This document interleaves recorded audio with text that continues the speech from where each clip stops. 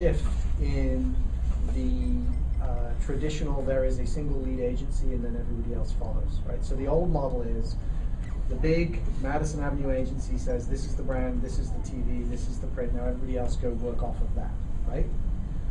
What this client has done, which has created a little bit of a stir, is they've said, no, hold on a second. I want equal participation and representation from the digital agency, from the in-store agency, and the traditional TV agency around the table, solving the problem from the very beginning. And the app developer. And but it's our job to bring in the app developer, right? So then we bring in the appropriate resources at the different points. I can tell you, we get another call from an advertising agency every day. No offense, Josh. I'm taking. But there's saying just build this a running of interference between the developers and the advertising world. And I'll tell you, talk about low response rates, there is more noise than there is action by such a ratio. It's tremendous.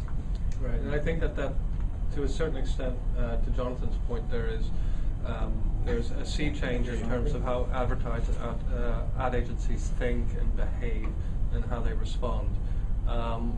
A lot of that's being driven by, let's say, these small shops of 3 or 4 people, bright people who might be very focused on mobile agencies, and frankly, they're actually winning some of the business because, to Jonathan's point, some of the big agencies are starting to sort of take a more flat approach to how they address cross-platform campaigns.